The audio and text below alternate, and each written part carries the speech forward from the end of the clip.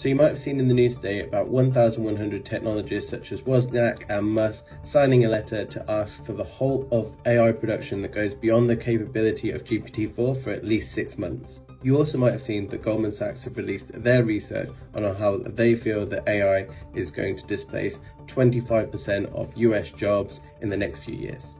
The reason that I'm so frustrated by these developments is I feel that they were completely predictable.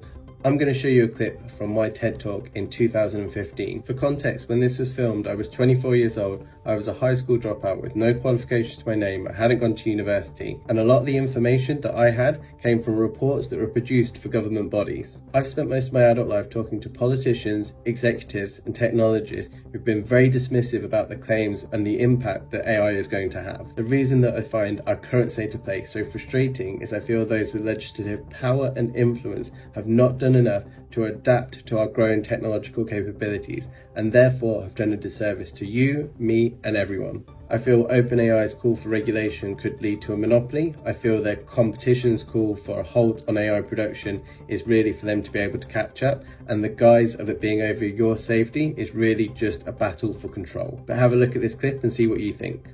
We need to start to think about the human implications of this change. To see the extent of de-skilling, one only needs to go to a supermarket and look at self-service checkout. These are just a few ways that we can see technology eroding the human element needed to operate machinery. So, if we can visualize the job market in the industrialized era, it would look something like you'd have your low paid, you'd have your high pay, and you'd have your middle pay. The middle section would contain jobs like bookkeeping, clerical work, but this is the section in the information age that has become increasingly automated. And it creates a shape that looks more like an I shape, where the middle class paid jobs are beginning to move into the lower class paid jobs. It's expected that actually around 35% of jobs that we currently know at the moment are going to be automated within the next 20 years. Economic theory and government policy will have to be rethought if technology is indeed destroying jobs faster than it's creating new ones. This is where I think we need to evaluate what kind of future we're building, as the digital economy might look very different to any model that we currently know.